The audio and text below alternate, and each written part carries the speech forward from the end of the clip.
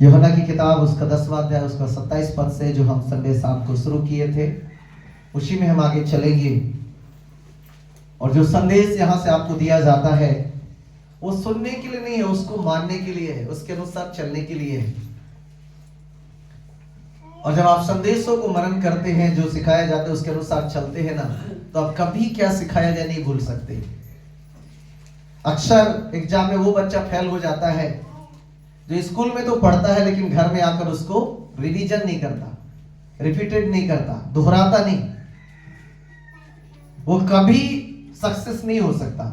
उसी प्रकार से जो आप परमेश्वर के वचन को परमेश्वर के भवन में सुनते हैं और जाकर उसको आप अपने जीवन में लागू नहीं करते, होमवर्क नहीं करते, घर में उसे इस्तेमाल नहीं करते, आप कभी भी परमेश्वर में मसीह में सफलता को हासिल नहीं करेंगे।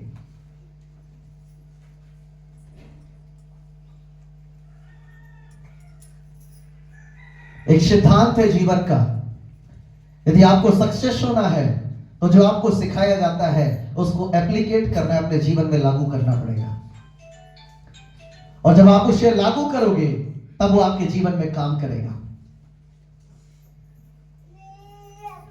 ये इस प्रकार से हुआ जैसे भोजन को पकाकर किसी ने आपके खाने के टेबल में रख दिया और आपको भूख तो लगी है लेकिन आप टेबल पर गए नहीं हैं और वहां से खाना खाया नहीं, तो कभी आपका पेट भरने वाला नहीं। उसी प्रकार से हर रविवार, हर शुक्रवार, हर बुधवार, हर रविवार के शाम में आपको भोजन परोस दिया जाता है लेकिन आप देखकर वापस चले जाते हैं, आप सुनकर वापस चले जाते हैं, कभी आपके जीवन में फ्रूट को लेकर नहीं आएगा। फल लाना है तो उस वचन के अनुसार जीना पड़ेगा। पढ़िए बाइबल में क्या लिखा है, मेरी भीड़ें मेरा शब्द सुनती है। यूहन्ना 10 उसका 27। मेरी भेड़ें मेरा शब्द सुनती है मैं उन्हें जानता हूँ और मैं उन्हें जानता हूँ। रुक जाइए, परमेश्वर कहता है मेरी भेड़ें, मेरे जो बच्चे हैं, मेरे जो बेटे और बेटियां हैं जो मुझ पर विश्वास करते हैं, उनका एक ही पहचान है कि वो मेरी आवाज को क्या करते हैं, सुनते हैं।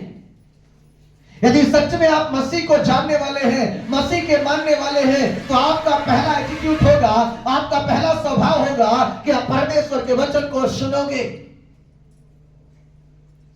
हम परमेश्वर के बच्चों का यही पहचान है, हम दुनिया की बातों को नहीं, हम परमेश्वर की बातों को सुनने के लिए बुलाए गए और चुने गए हैं। और जो भी व्यक्ति परमेश्वर के वचन को सुनता है और मानता है, परमेश्वर के तरफ मैं उसे इंडिविजुअली, पर्सनली उसे मैं क्या करता हूं, जानता हूं। आज एक समस्या है, हम चर्च आते हैं, हमारे लिए वचन प्रचार किया जाता है, हमारे लिए बोला जाता है, हम सुन लेते हैं और वापस चले जाते हैं। लेकिन बाइबल कहती है उसे सुनना है और उसके पीछे उसके अनुसार हमें क्या करना है, चलना है। जब प्रभु ने इस्राएलियों को मिस्र की गुलामी में से बाहर निकाला, तब उसने कहा जो व्यवस्था मेरे दास मूसा ने तुम्हें दिया है, ना तो उससे पाए जाना और ना तो उससे जाए जाना, परंतु जो उसमें लिखा है उसे के अनुसार करना, तब तू जहां जहां जाएगा तेरा काम क्या होगा, सफल होगा। हमारे लाइफ का सक्सेस, हमारे जीवन का सफलता की चाबी है परमेश्वर को सुनना।